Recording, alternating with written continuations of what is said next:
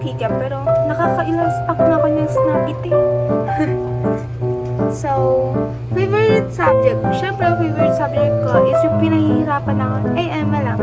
Gusto ko kasi math. Kasi, puro numbers lang dun. Pag pinag-aralan, mas madali. Kasi naman sa Pilipino, kakabisado yung mga characters. Uy! Favorite color. Siyempre, di ba halata? Siyempre, pink and white. Favorite drink. Siyempre, ano pa yung tinatanong dyan? Coke. Coke po ang aking favorite drink. So, ba't di ka maka-attend sa fan meet bukas ng NIPL? Hindi ako makaka-attend bukas, guys, kasi wala akong pera, wala na akong kasama. Ano gagawin mo if ever makapunta ka? Siyempre, masaya ako doon kasi nandun na ako. Sino ang pinakagusto mo? Sino ang pinakagusto mo na tao? Sino ang pinakagusto mo na tao daw sa YFC? Siyempre, yung matagal ko lang kakilala since grade 6. Pero di pa kami magkakalala Hindi kami masyadong close noon ng grade 6 na. Ngayon na lang kami naging close. Siyempre si Charles. Tapos, sino po? Sila Ate Jamina, Yeshua, sila Kuya Bench. Madami. Sila lahat. Bakit may grabe tumawoda kanina dahil sa kalbo? Hindi ko rin alam kung sino ba tumatawad. Sila Rihanna ang tumatawad dun. What is your age? Yung taon na daw ako.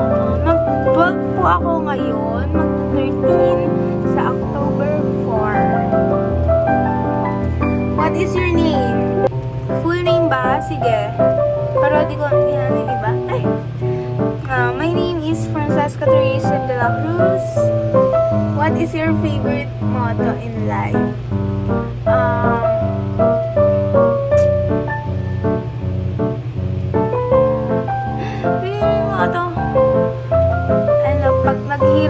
Pag may pinasok ka, may bubunutin, may kukunin ka. Tama ba?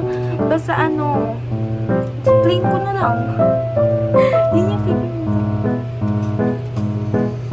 So maging successful ka lang. If you're not happy, if you're not successful, be successful and be happy.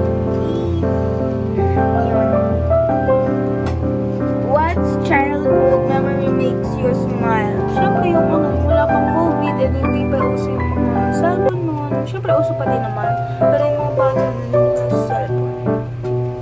What drives you to get up every morning? Siyempre yung ginigising ako ng alaga ko. Siyempre tatahol yan. Pag umaga, dapat bababa ka agad. Kasi di makapag-ibig. Si Trixie guys. How do you spend your free time? I spend my free time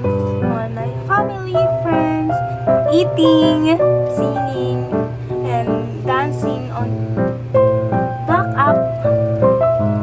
Yan. What are your hobbies and how did you get into them? Syempre cooking kasi namasa ko yung marunong maging cooking dahil sa lola ko. Kasi hilig din siya magluto. Next. What subjects, current events, or causes are you passionate about?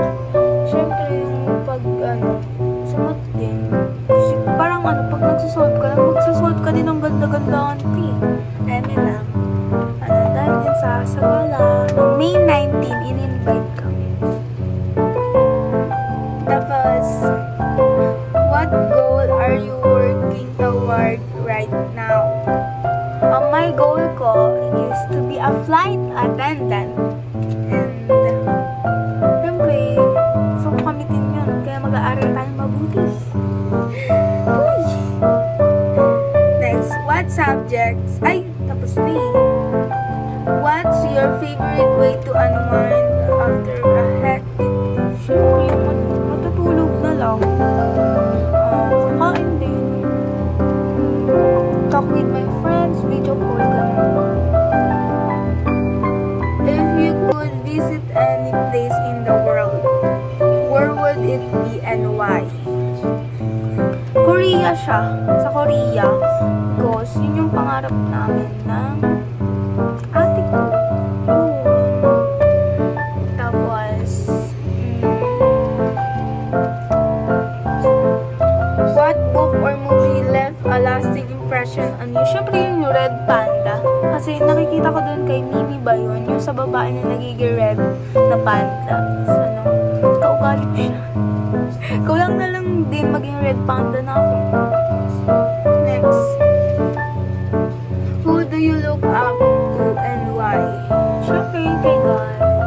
Kasi nandyan siya para gabayan ako sa mga problema ko. Dasal-dasal. Ano skincare mo? Wala akong skincare guys eh. Basta kung ano na lang yung binigay na sa kanasawan, yun na yan. Magasawas sa office.